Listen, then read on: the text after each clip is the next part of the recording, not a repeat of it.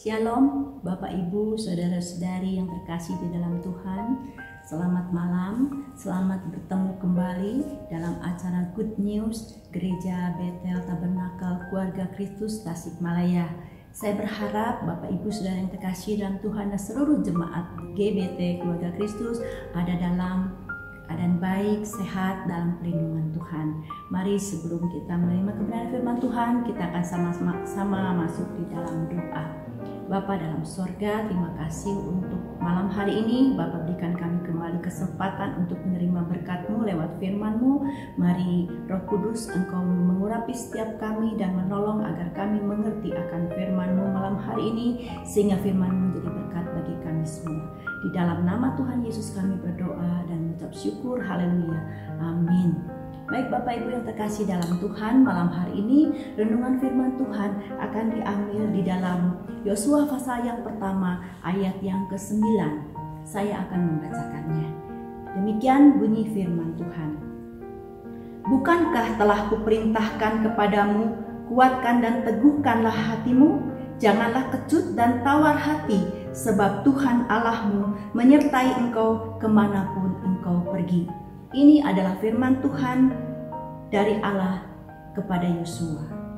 Mari kita akan garis bawahi kata kecut dan tawar hati, karena inilah yang akan menjadi bahasan kita dan juga sekaligus menjadi tema dalam renungan malam hari ini. Di dalam kamus bahasa Indonesia, kata kecut itu artinya adalah rasa kecewa, rasa takut dan gentar.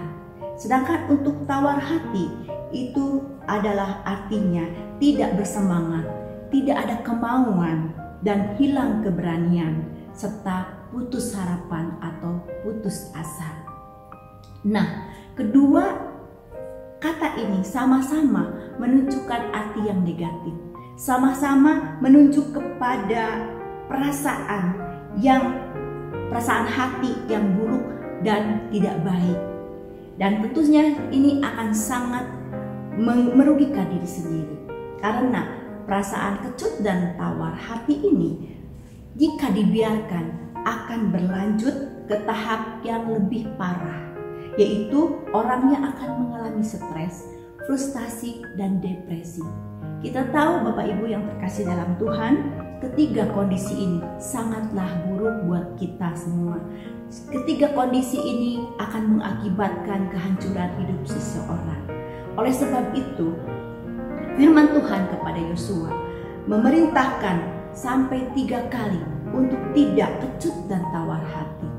Ini berarti sesuatu yang serius dan sesuatu yang penting jika Allah mengatakannya sampai 3 kali. Nah, mengapa? Dan memangnya apa yang terjadi kepada Yosua saat itu? Mari kita akan melihat di dalam Yosua pasal yang pertama ayat yang kedua. Hambaku Musa telah mati, sebab itu bersiaplah sekarang, seberangilah sungai Yordan ini, engkau dan seluruh bangsa ini menuju negerinya akan kuberikan kepada mereka, kepada orang Israel itu. Nah, saudara yang terkasih dalam Tuhan, setelah abdi Allah Musa meninggal dan mati, Allah memerintahkan agar supaya Yosua segera untuk menyeberangi sungai Yordan dan menuju tanah Kanaan bersama dengan bangsa Israel. Nah, inilah yang mengakibatkan Yosua merasa kecut dan tawar hati, karena pada saat itu Yosua mengalami perubahan situasi dan kondisi secara tiba-tiba dan tidak mengenakan. Kenapa tidak? Karena Musa sebagai pemimpinnya selama ini Yosua mengabdi bertahun-tahun, mengikuti arahannya, mengikuti petunjuknya dan melakukan perintah Musa telah mati. Dan Musa sebagai panutannya dan sekaligus gurunya bagi Yosua yang mengajarkan banyak hal ketika ada di padang gurun telah meninggalkan dia untuk selama-lamanya. Nah, tentu ini sangat membuat duka yang sangat dalam bagi Yosua dan rasa kehilangan yang sangat amat. Apalagi ditambah dengan tugas yang diembankan Allah kepada Yosua untuk memimpin bangsa Israel masuk ke tanah Kanaan, merebut tanah-tanah dan kota-kota yang sudah diduduki oleh penduduk asing sebelumnya. Dia harus berperang untuk merebut itu semua. Nah, inilah suatu tugas yang sangat berat buat Yosua. Ini adalah suatu kondisi yang membuat jiwanya tergoncang. Bukan hal yang baik, bukan hal yang mudah bagi Yosua untuk melakukan itu semua. Oleh sebab itu, Yosua merasa kecut dan tawar hati. Tidak ada kemauan, tidak ada semangat, hilang rasa takut. Nah, saudara yang terkasih di dalam Tuhan, mungkin hari-hari ini kita juga ada dalam kondisi yang sama. Kita akui dengan adanya pandemi COVID-19 yang melanda seluruh negeri, bahkan seluruh dunia, membuat kesulitan dan kesusahan yang sangat besar bagi semua orang yang mengalaminya. Nah, akibat dari COVID ini, banyak orang mengalami kehilangan pekerjaan, kehilangan mata pencaharian, mungkin juga kehilangan famili yang dikasihinya. Dan semua ini sangat-sangat menyedihkan dan membuat orang merasa kecewa berat. Karena apa yang sudah direncanakan semuanya gagal total. Kita sekarang tidak lagi bisa melakukan segala sesuatu dengan bebas. Karena kita tidak bisa keluar rumah dengan bebas untuk menghindari penyebaran virus COVID-19 ini. Ya, ada rasa takut, bingung. Bagaimana? Apa yang saya harus lakukan? Apa yang harus saya kerjakan? Usaha apa yang harus saya kerjakan untuk menghidupi keluarga, untuk mencukupkan segala kebutuhan hidup, sedangkan pencaharian kita tidak ada, tabungan kita sudah minim, dan sebagainya. Takut menghadapi masa depan, takut menghadapi hari esok, putus asa karena sepertinya tidak ada jalan keluar bagi masalah ini. Nah, saudara-saudara yang terkasih dalam Tuhan, ingat sebagaimana yang diperintahkan Allah kepada Yosua pada saat itu, maka malam hari ini juga Dia perintahkan kepada setiap kita yang sedang ada dalam kondisi kesulitan, yaitu ada 4 hal yang Tuhan perintahkan. Yang pertama adalah kuatkan dan teguhkanlah hatimu dengan sungguh-sungguh. Itu ada di dalam ayat yang ke-7a. Bapak Ibu yang terkasih dalam Tuhan, sesulit apapun kesulitan yang kita hadapi, separah apapun kondisi yang terjadi hari-hari ini, berusahalah tetap kuat, bertekad untuk bertahan dalam menjalani hidup ini, karena hidup harus terus berjalan. Kita tetap berusaha untuk menguatkan iman kita, kepercayaan kita kepada Tuhan.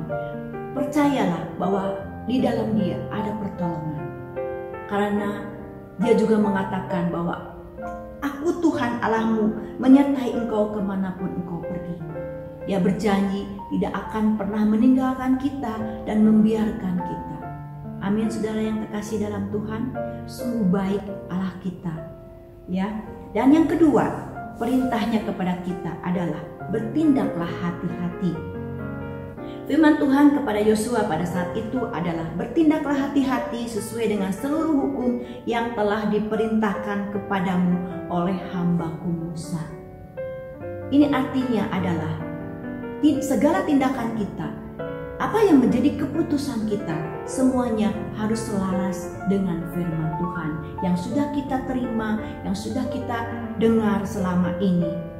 Jangan mengikuti kata hati, jangan sembrono bertindak, tetapi ikutilah dan bertindaklah sesuai firman Tuhan, supaya kita menghadapi banyak kebaikan demi kebaikan dari Tuhan. Jangan mengikuti emosi sesaat, tetapi bertindaklah hati-hati. Dan kemudian yang ketiga adalah jangan menyimpang ke kanan atau ke kiri. Berarti ada jalan lurus, yaitu jalannya Tuhan yang harus kita ikuti.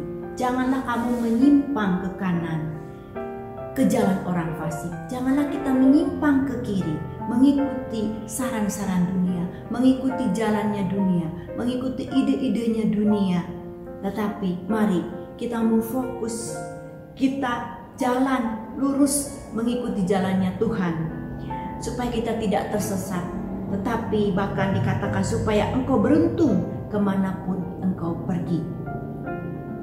Jangan mencari pertolongan kepada orang lain, kepada orang pintar, kepada orang di luar Tuhan. Apalagi jangan kita juga mengandalkan diri sendiri, karena firman Tuhan mengatakan terkutuklah orang yang mengandalkan dirinya sendiri. Mari saudara yang terkasih dalam Tuhan, kita mau jalan lurus di jalannya Tuhan. Yang keempat, janganlah lupa memperkatakan firman Tuhan. Ada di dalam ayat yang ke-8a. Dan renungkanlah itu siang dan malam. Untuk memperkatakan firman Tuhan, berarti kita harus merenungkan firman itu siang dan malam. Kita harus banyak membaca firman Tuhan. Kita harus simpan di dalam pikiran dan hati kita, agar supaya kehidupan kita dikuasai oleh firman Tuhan. Sungguh kita menyadari bahwa kita tidak bisa hidup tanpa firman Tuhan. Firman Tuhan adalah pedoman bagi hidup kita, jalan kebenaran bagi hidup kita. Ketika kita menghadapi tawaran-tawaran dunia yang menggiurkan, ya seperti sekarang dalam keadaan sulit ini, banyak dunia menawarkan jalan pintas, tetapi semuanya adalah melanggar firman Tuhan. Kalau firman Tuhan ada dalam hati dan pikiran kita, kita diberikan kekuatan untuk menolak semua ajakan itu. Berkata tidak kepada ajakan-ajakan itu. Berkata tidak dan menghindari semua tawaran-tawaran dunia atau godaan-godaan jadi si iblis. Di dalam Efesus 6 ayat yang ke-11 dikatakan, kenakanlah seluruh perlengkapan senjata Allah supaya kamu dapat bertahan melawan tipu muslihat iblis. Nah saudara yang terkasih dalam Tuhan, firman Tuhan merupakan salah satu perlengkapan senjata Allah, yaitu pedang roh, bisa mematahkan semua panah api si jahat. Nah demikianlah saudara yang terkasih di dalam Tuhan, mari kita akan menerima kebenaran firman Tuhan malam hari ini dan melakukannya.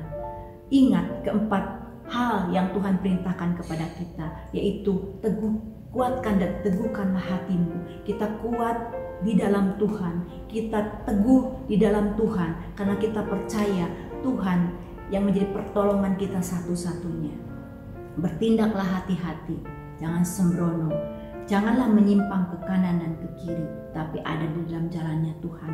Dan jangan lupa memperkatakan firman Tuhan dan merenungkan itu siang dan malam. Demikian firman Tuhan malam hari ini, semoga menjadi berkat bagi kita semua. Mari kita akan berdoa. Bapa di dalam sorga, terima kasih kami naikkan syukur kami kepadamu.